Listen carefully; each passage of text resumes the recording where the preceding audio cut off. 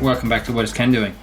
Here is the final update video for my It's a Snap model, and as you've seen in my updates, I did the 63 Corvette convertible, and everybody else in the family is doing a build as well for this, and my littlest is finished with his, and the other four are at various stages of completion, and they probably will be finished here in the next week or two.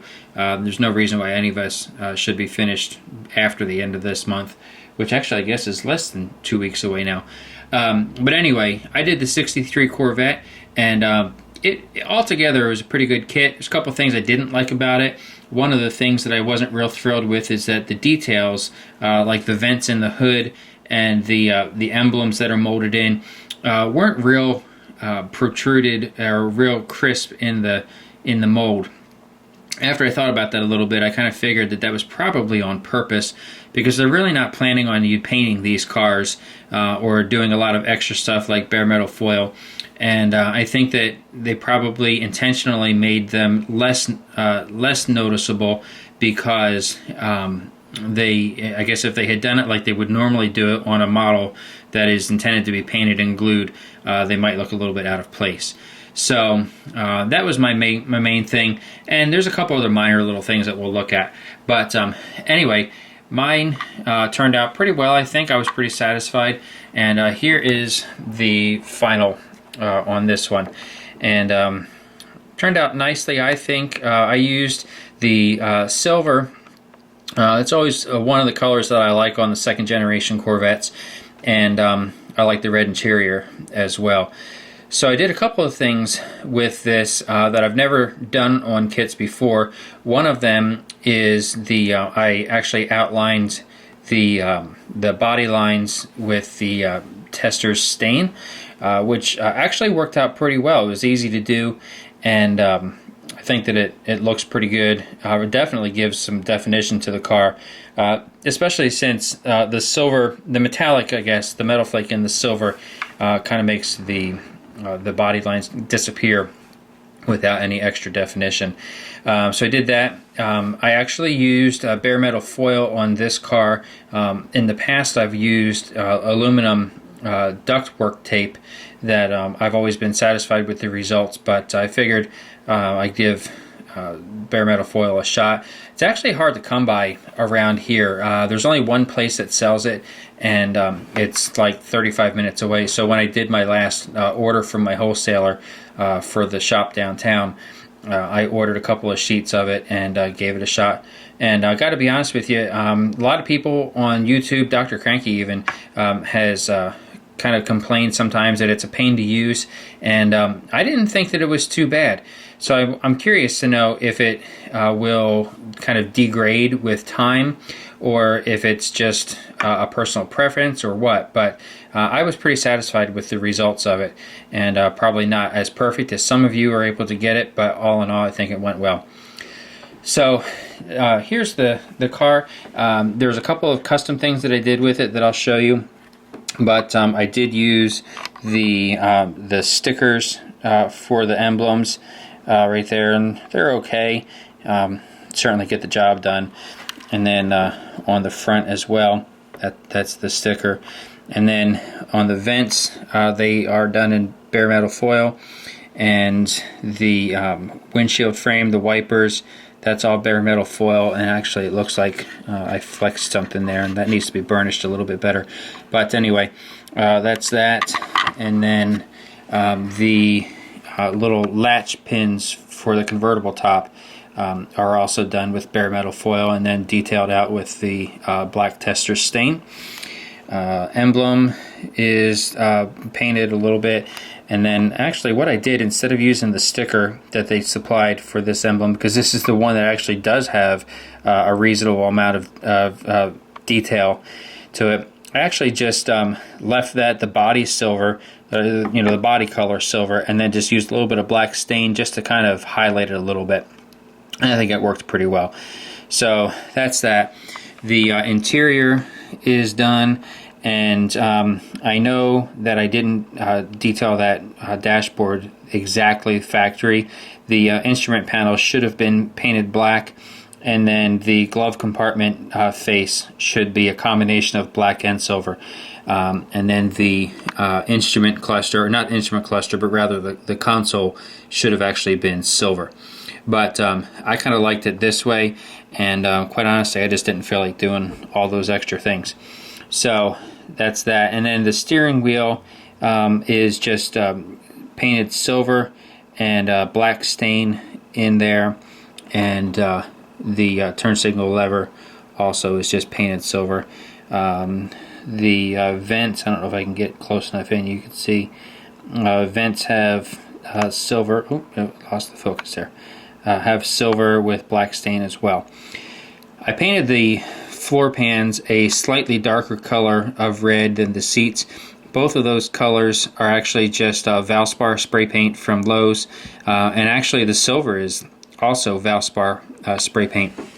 And I think it turned out pretty well. I was pretty satisfied with that, and I wasn't real crazy about the color that the visors turned out. That actually is just Tester's gloss dark red.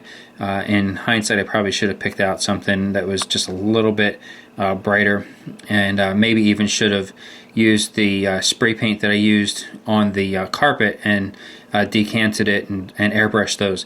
The problem is that Valspar has changed to this stupid twist lid that the cap and the spray nozzle are all one piece, and there is, to my knowledge, no way to switch away from that, and that also means that it's very difficult to get the paint out of the can. Dr. Cranky complained about this when they changed his primer to that style of lid, which also is that brand that he uses is also a part of the Valspar family. So if anybody has figured out how to decant the paint out of those, I would love to know, and I'm sure that lots of other people would as well. So please share a video about that. So I guess I also didn't mention I used that Tester stain on the cowl vents, as well as like I said, the body lines and stuff. It did it on the dashboard in the two vent holes there. Actually, one's a defrost hole, and the one on the passenger side of the dash is actually a grab bar that's there.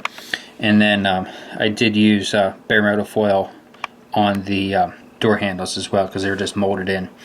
So that's that. And then did the stain on the chrome trim on the rockers, as well as in the grills on the front, and then used some turn signal amber on the turn signals as well.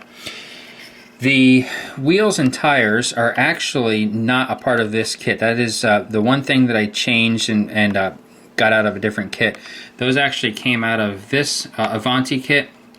As I said in the previous video, I actually picked up a couple of these on clearance at Hobby Lobby because I liked all the different optional parts that were available with them. And so these wheels and tires came out of that kit, and those hubcaps actually look very similar to the hubcaps that I think would have been on a 65 Corvette. And so I thought that was an appropriate one. Now these were all chrome, and then I used Tester's steel, which is just a darker color of silver, to do the accents, and then I used the stain, the black stain, to detail the inside of the wheel, and then of course used epoxy to glue on the knockoff center caps as well. And I think those look pretty good on the car, because the wheels that they wanted me to use are nice. I like those. They're Torque Thrust 2 wheels, but I didn't really want to use them on this, so I'll probably save those for a different kit. So that's that. And then the underside of the car is detailed. Orange engine, of course, silver transmission. This is actually a power glide transmission, which is unusual. Most models, they usually put a manual transmission in, but that's a 2-speed power glide. So detailed out the exhaust, the frame, the independent rear suspension, trunk, the fuel tank, that kind of thing. I used steel color on the transmission and on the exhaust, and then used silver body color on the fuel tank. And then these cars, as the case with most GMs of that vintage, would have been primed with the ruddy brown or the rust color primer. And so that's what I used on the underside of this. Of course, they would not have bothered to paint the underside, but I did overspray with silver, and you probably can see the reflection of that. It's kind of hard to really notice just the way it happened, but I think it turned out pretty decent. And then other just minor little accents that I did here and there.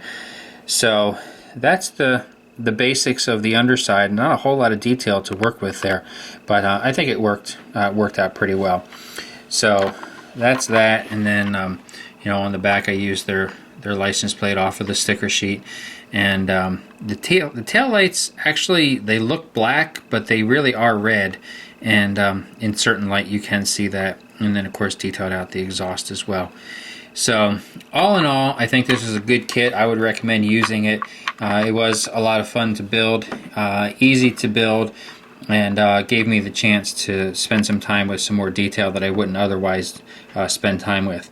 So that's it for this kit. And then just keep watching for the other 4 builds to be finished up here. And then once this one's finished, I think the next one to start actually is another Corvette. That'll be the 62 Corvette that I got from Colonel Reb for the Secret Santa back in December. So that one's going to be next. And of course I do have the Mini Cooper that I've been working on off and on. And so I'll probably work on that for a little while before the 62 Corvette starts. Let us know what you think. Subscribe to the channel if you haven't done that yet. Leave us a comment or two, and let us know what we could have done better, or what it is that you actually do like about it. Until next time, this is Ken with What Is Ken Doing? We'll talk to you later.